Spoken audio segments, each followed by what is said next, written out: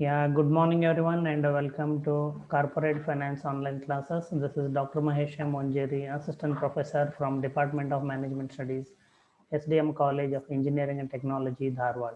Okay. So dear students, now in yesterday's class, okay, we just started computation of weighted average cost of capital. Okay.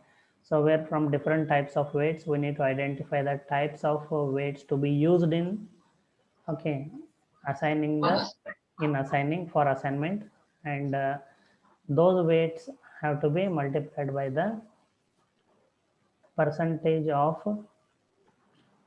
the capital of each source, the percentage of each source of capital in the total capital to arrive at the weighted average cost of capital. Okay, but before that we find out the weighted average cost, weighted total cost, okay, which we divided by the proportions. Okay, whatever we have learned in theory, now we have started understanding how to follow the steps that we have learned in theory and compute the weighted average cost of capital. Okay, for that purpose, we are going to consider this problem. Okay, students, I hope you can see the PDF file.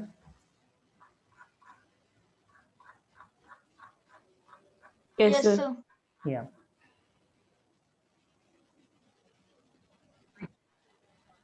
Okay.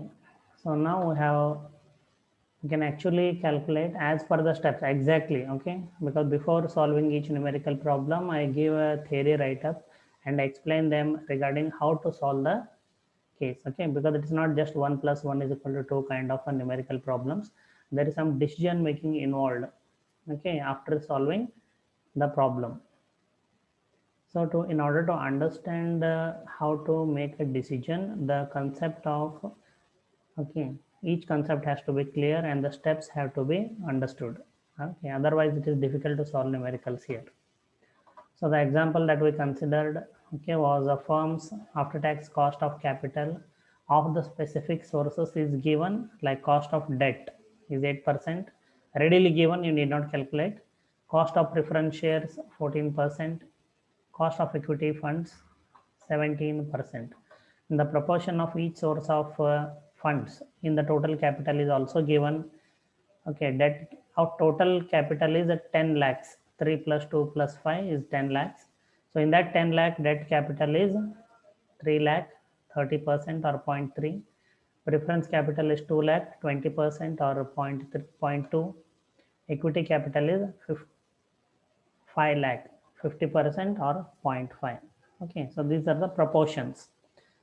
Okay, and the specific costs are given. So now how we assign weights? Okay, how we assign weights and compute the weighted average cost of capital, that is what we are going to learn today. Okay, so theory part more than 2 times I have already explained, and now it's time for the practical. So you have been asked to calculate the weighted average cost of capital K. So weighted average cost of capital, short form is WACC. You should remember, you should never forget. Okay, which is denoted by capital K. Okay, and they have directly given use book value weights. Okay, and yesterday I also explained how these become book value weights. Okay, so this is from the books of accounts.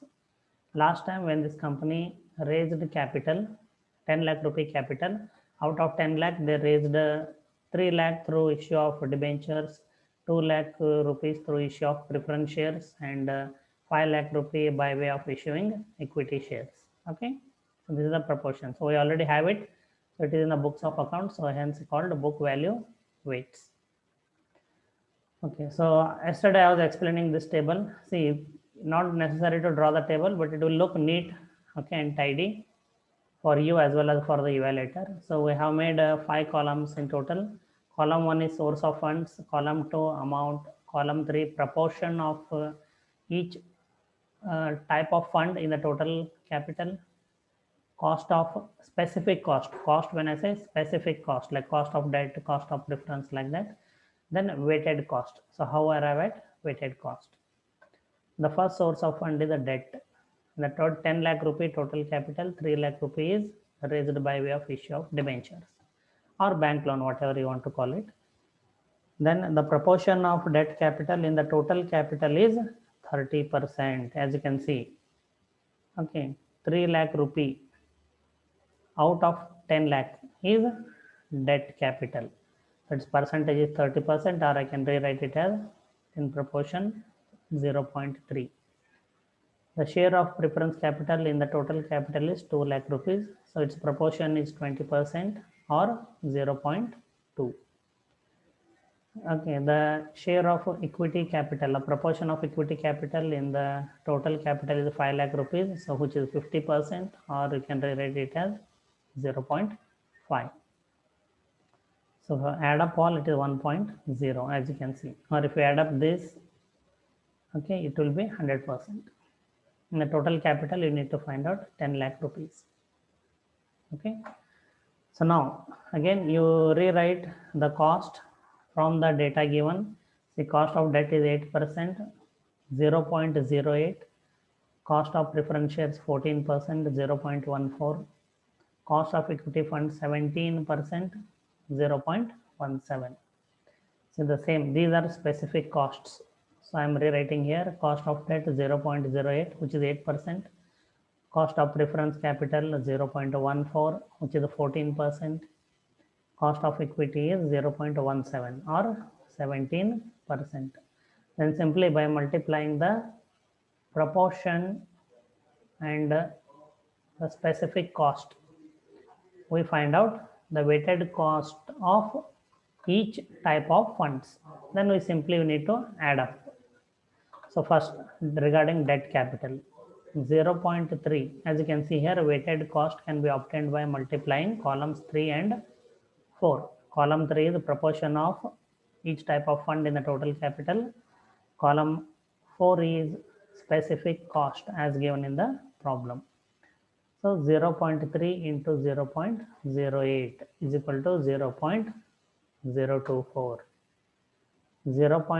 Preference capital 0.2 into 0.14 is equal to 0.028, the weighted cost of preference capital. Equity capital 0.5 into 0.17 is equal to 0.085, is the weighted cost of equity capital. Okay, so if you total it, it will become 0.137. 0.137. So dear students, okay, but you cannot write it as 0.137. The cost of capital is measured in terms of percentage. Simply multiply this by 100. Okay, so the answer you get is weighted average cost of capital is 13.7%. 13.7%. Okay, so how to understand whether it is marginal weights or historical weights? In historical weights, whether it is a market value weights or book value weights. Okay, so how to identify, I explained, depending on the data given in the problem, and how to multiply. Okay, the proportion of each type of capital by its specific cost to arrive at weighted cost. Okay, this is how we assign weights. Okay, the weights are nothing but this is 0.3, 0.2, 0.5. These are the weights. These weights are nothing but the proportion. Okay, like 30%, 20%, 50%. Okay, what is their proportion in the total capital? That is the weights. That's it. So now your answer will be correct.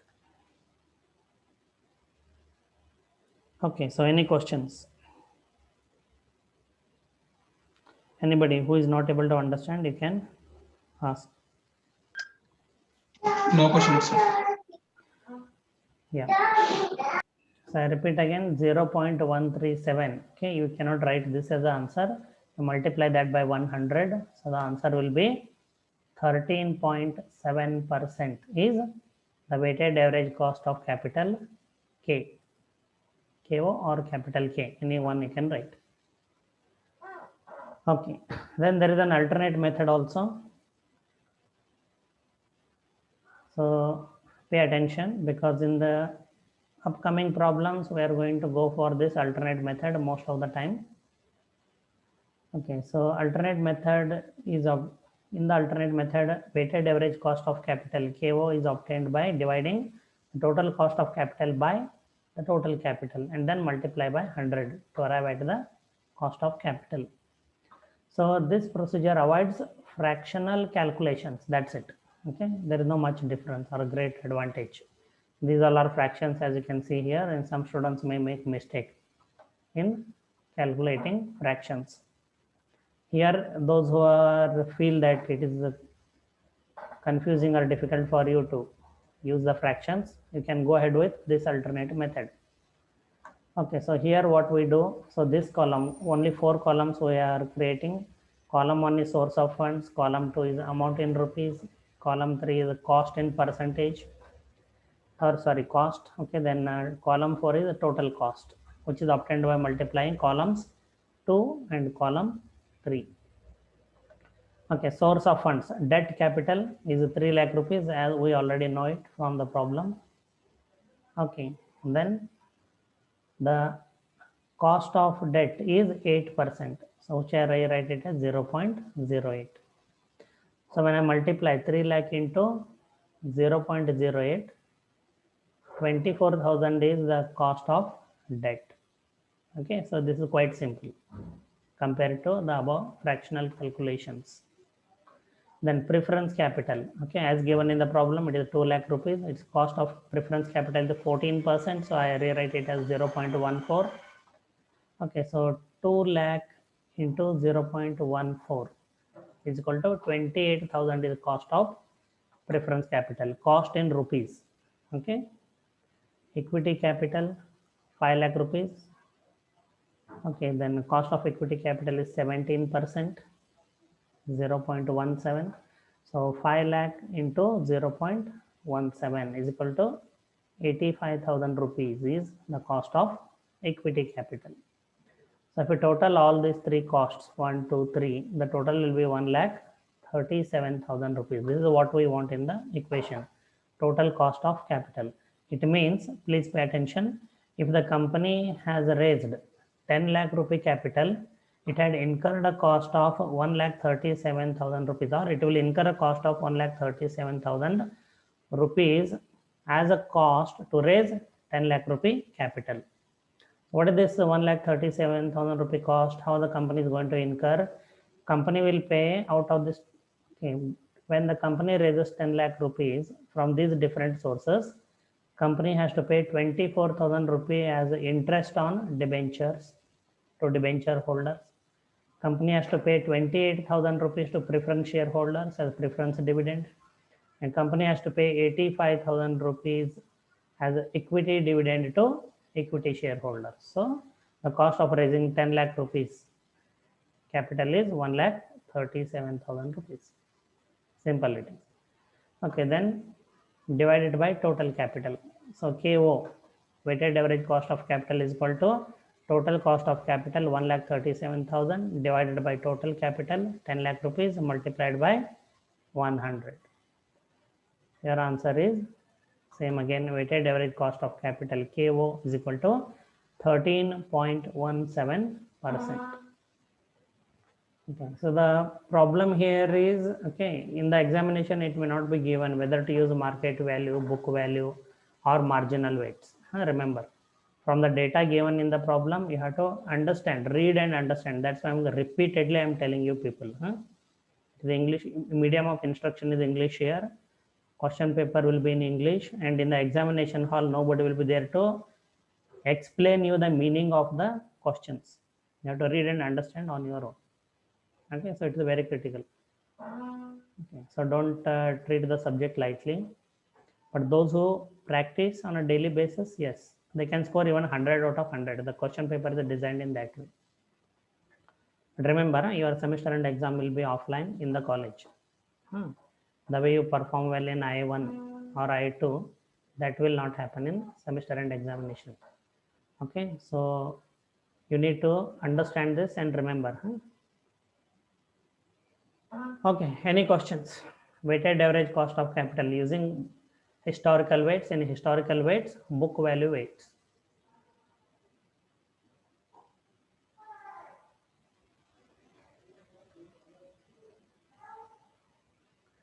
Anybody?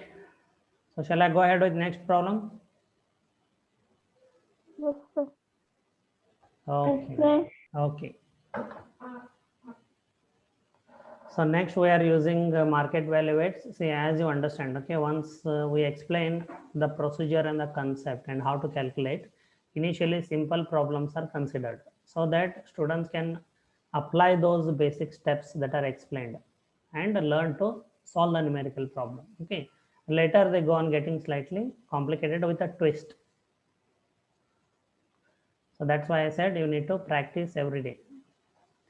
So next example. Okay, so this PDF file is visible, right? yes, Hello. sir. Yeah. Yes, sir. Yes. So this is based on, now we just used okay, book value weights. Book value, there is a type of historical weights. There are two types of historical weights. One is book value weights. The other is market value weights. Okay, just yesterday we learned. Do not forget. So from the information given in example 11.12, okay. So this example,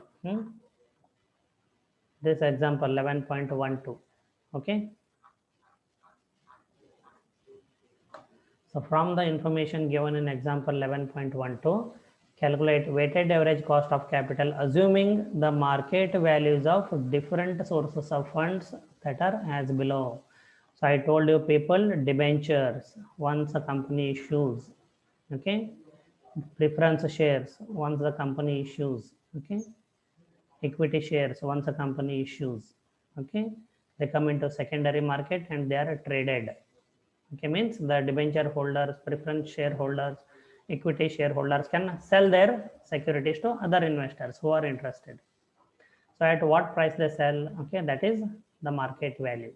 So which you can obtain from Bombay Stock Exchange for all the companies that are registered on Bombay Stock Exchange or listed on Bombay Stock Exchange. Okay. So one of the disadvantage is the price keeps fluctuating, but still, as I mentioned, for the learning purpose, theoretically, okay, these values are given in the numerical problem. So the market value of debt, okay, so you should remember 3 lakh rupee or the debt capital. So this market value, if you want to sell these debentures worth 3 lakh rupees, you can sell them at 2 lakh 70,000 rupees now. Okay. Then the market value can be more or less than the face value. Remember, okay, market value of the securities can be more or less than the face value. So here it is less than the face value. Then the market value of preference shares, okay, is 2 lakh 30,000, whereas its book value is 2 lakh rupees. Okay, then some additional information is given here. The market value of equity is 6 lakh rupees, readily given. Okay, and the market value of retained earnings is 1 lakh 50,000. Okay, you should remember this. The total market value is 12 lakh 50,000 rupees.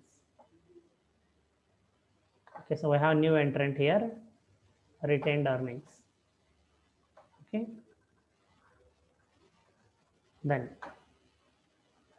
so though we learned, okay, that retained earning, market value of retained earnings cannot be calculated, okay, as they are not traded in the secondary market. But there is a note here, you should remember, retained earnings are treated as equity capital for the purpose of calculation of cost of specific source of funds. Okay, it means what is the cost of equity capital? Cost of equity capital is 17%. So we have to consider, okay, cost of retained earnings also as 17%. This is the only twist here. So you should remember, should never forget. You heard me, everyone? Is that clear? Everywhere we should take it the same, sir. If both are given, equity, market value of equity is also given, and market value of retained earnings are also given. Okay, in that case, whatever is the cost of equity given in percentage, the same you have to consider for retained earnings in all the problems. Okay, it is Okay, sir. it's a major note. You should never forget. Okay, you cannot say in the examination, oh, retained earnings market value is given, but its cost of retained earnings is not given. What to do? No, no, no, no. It is your problem if you are not attended the class, or attending but not paying attention. Okay. So everyone, Sir. is it clear? Shall I move ahead? Others, other than Keshav. Yes, sir. Okay, Yes, sir. that's great. So retained earnings are treated as equity capital for the purpose of calculation of cost of specific sources of funds. So in the previous problem, cost of equity is given as 17%. So cost of retained earnings will also be considered as 17%. Please remember that. So using market value weights, how are we going to calculate weighted average cost of capital KO? So 4 columns again. As I said, we are going to use more of the alternate method. Second column is market value. Third column is cost of specific funds. Fourth column is the total cost which you obtain by multiplying column 2 and column 3. So first source of capital is the debt. Its market value is 2,70,000 rupees as given in the problem. Its cost is 0.08. These costs we are taking from the previous problem. Example 11.12. Okay. So if you multiply 2,70,000 into 0.08 is equal to 21,600 rupee, the cost of debt. Okay. Then preference shares. Market value is 2,30,000. Then cost of preference capital is 14%, that is 0.14. So 2,30,000 into 0.14 is equal to 32,200 rupee, the cost of preference capital. Equity capital, okay, market value is 6 lakh rupees. Its cost of equity capital is 17%, so 0.17. So 6 lakh into 0.17 is equal to 1 lakh 2,000 rupees. So retained earnings 1,50,000 rupees market value.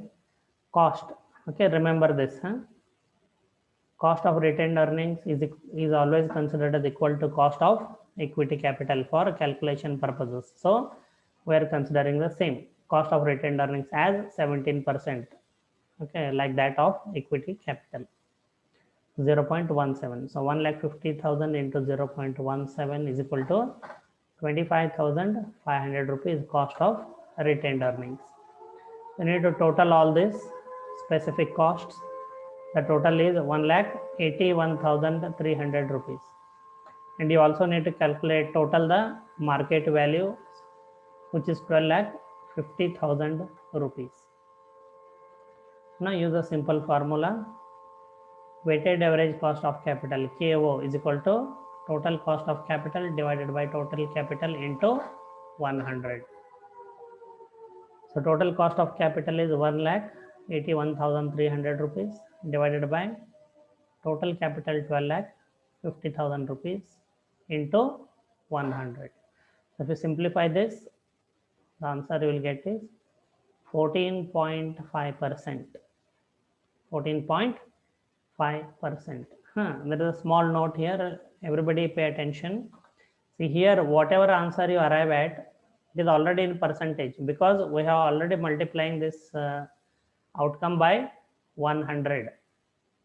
Say if you get 14.5, then again don't further multiply by into 100. Your answer will be wrong. You heard me, everyone? Yes, sir. Yes, sir. See calculations, if you actually look at, I hope you can recall your 8th, 9th, 10th class. Maybe even those who are more complicated. But it is only about solving numericals and arriving at an answer without understanding what is what and what is its application. Okay, here calculations are not difficult, as you can see. With a calculator, definitely yes, remember semester and examination, everyone must have a calculator of his or her own. Can borrow or buy, it doesn't matter. But all 61 students should have their own calculator. Mobile phones will not be allowed in the examination hall. And those who show negligence, remember, while making these calculations manually, some are very difficult, some are okay, impossible. Okay, and in some cases they may look easy, but you may make mistake. Okay, so please remember this, do not ignore. So the weighted average cost of capital in this case is 14.5%. Okay, calculation is easy using a calculator, but the concept has to be clear. Okay, now for our understanding, as I said, okay, concept clarity is more important than you are solving simple problems on calculator. So when we use historical weights, okay, we know that there are two types of historical weights. One is book value weights, okay, and the other one is market value weights. So when we calculated weighted average cost of capital using book value weights, the cost of capital is how much it is? 13.7%. 13.17%. Yes, correct, Ruchita. 13.17% is weighted average cost of capital. Okay, but using the same data, okay, when we calculated weighted average cost of capital using market value weights, how much is it? 14.5%. Yeah, 14.5%. See, the weighted average cost of capital is more here, correct? Which is more, in book value weights or in market value weights, where the cost is more? Market value, sir. Value. Yes, very good. Market value weights. Okay, it is because the weighted average cost of capital with market value weights are higher. Why? This is With because, retained earnings. yeah, this is no. Pay attention. This is because equity shares have a greater market value than their book values. It is because equity shares have a greater market value than their book values. Please pay attention. See here. See, debt capital is 3 lakh, but market value is 2,70,000, less it is. Preference capital, yes, 2 lakh rupees book value, market value is more than book value. Okay, then equity capital is 5 lakh, its market value is 6 lakh rupees. And this is also considered as its cost of capital is equivalent to cost of equity capital. So the weighted average cost of capital with market value weights are higher. This is because equity shares and preference shares also have greater market values than their book values. So if weighted average cost of capital, okay, based on book value weights is used, see now company can use any method, right? Book value weights or market value weights. So what is the implication? Okay, if weighted average cost of capital is calculated based on book value weights, such projects would be accepted, that would be acceptable based on market value approach. Okay,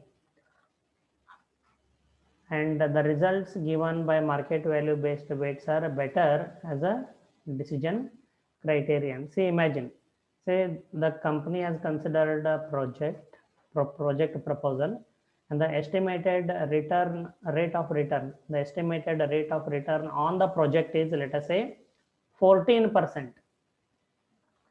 14, I repeat, 14%. And if the company considers book value weights, if the company calculates weighted average cost of capital using book value weights, okay, the weighted average cost of capital is 13.7%. And the estimated minimum required rate of return is how much? In my example, 14%. See, it is overall, it is not there in the problem. I'm making you understand how cost of capital is used as a decision criterion to evaluate and select long-term investment projects. So what will you do if the weighted average cost of capital is calculated using book value weights, which is 13.7%, and the investment proposal, okay, where the estimated rate of return is 14%? What will you do? Will you invest in the project or reject the project? Reject, sir. Reject. Why reject? Book value is less, sir. Not book value. Why will you reject the project? Why you will not invest in the project?